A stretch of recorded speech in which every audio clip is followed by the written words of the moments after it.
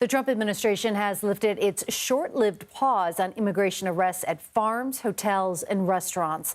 This comes just days after Immigration and Customs Enforcement officials were directed to suspend operations at these work sites amid growing concerns from industry leaders who employ foreign-born workers. CBS News Homeland Security correspondent Nicole Sganga joins us now. Nicole, great to see you. What is the very latest?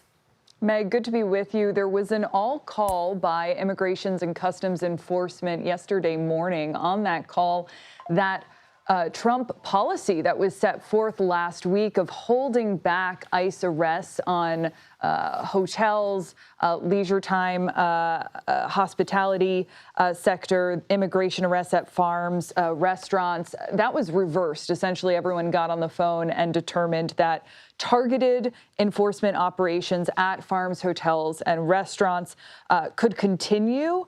Sources say that, there was a little bit of a confusion in the rollout of this, but that now everyone is on the same page. And in a statement, a Homeland Security spokeswoman said the president has been incredibly clear. There will be no safe spaces for industries who harbor violent criminals or purposefully try to undermine ICE's efforts. But there has been a little bit of confusion. It's not always been clear.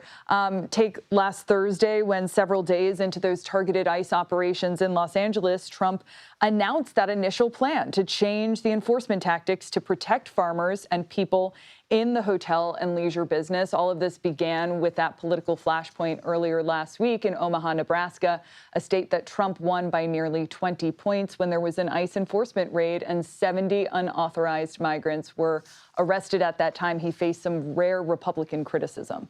Well, Nicole, as we know, the agriculture and hospitality industries employ a large number of foreign-born workers. With these policies going back and forth, what are the big challenges these businesses are facing?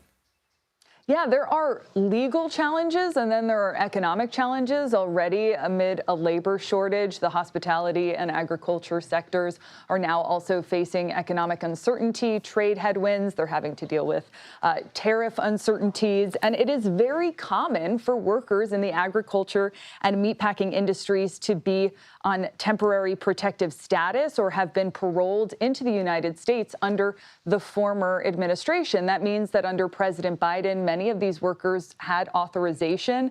They were working here in the United States legally. And as President Trump began rolling back some of those policies, they became illegal workers here in the United States. And that's created a challenge, of course, for those workers, but also for their bosses who are struggling to keep up and think they're doing the right thing, only to find ICE officials knocking at their doors. All right, Nicole Sganga, thank you so much. Thank you. President Trump's budget reconciliation bill that is currently in the Senate includes billions of dollars dedicated to immigration and border enforcement. A recent analysis from the Cato Institute says that the actual cost of immigration enforcement will add nearly $1 trillion to the bill. Adding that, mass deportations would actually account for almost a quarter of the bill's total price tag. CBS News Money Watch correspondent Kelly O'Grady joins us now. Kelly, that's a pretty big difference in the price. Why are these estimates from the Cato Institute so much higher than the CBO's estimate? Well, it's good to be with you, Megan. I mean, first and foremost, right, these are estimates. And as Nicole was just saying, right, things are changing so quickly. It's really hard to nail down, even in a certain situation, how much things are going to cost. But the real difference between these two estimates, which are both large already, it's three things. So first is that the Cato Institute is expecting that this is actually going to take quite a significant amount of time, whereas the Congressional Budget Office's estimate thinks that this is going to be more of a temporary sort of increase in spending. And they're just looking at what's in the legislation, and that's sort of how they're basing their estimate on. The second thing is how quickly that spend gets ramped up. Again, the budget office, this is going to be something that's more gradual, but based on what we're seeing thus far, the Cato Institute is estimating that this is really, it's going to be spending a quite significant amount out of the gate. And then the final thing is not necessarily about spending, but it's actually about lost tax revenue. So a lot of these undocumented people are paying taxes and paying more taxes than they receive in terms of those services. And so that is sort of a big portion of why those estimates are so different. unemployment, they're accounting for that lost revenue. But you go back to the election. I mean, a lot of people knew that this was going to cost a lot, and they voted anyway because it wasn't an economic issue, and that's always a piece of it as well.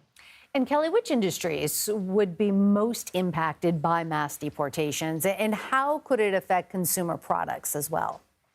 It's a number of them. Construction's a big one. So think about all of those homes that need to be built, especially going back to the fires in LA. That's a big source of concern in terms of finding labor. Agriculture as well, hospitality, as Nicole just talked about, manufacturing, and then transportation and warehousing, all the goods that we're importing, how do they get there? A lot of people are undocumented that are performing those services.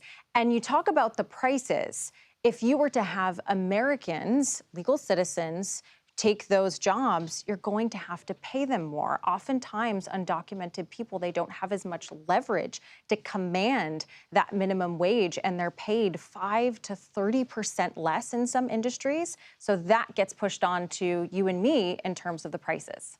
And real quickly, Kelly, there was some other economic data that came out today. Retail sales, what did those figures say about consumers? They're spending less. Partially, it's because people pulled up some of those purchases ahead of the tariff deadlines, and partially it is because we are seeing the consumer be more choosy with the dollars that they do have, Meg. All right, Kelly O'Grady, thank you.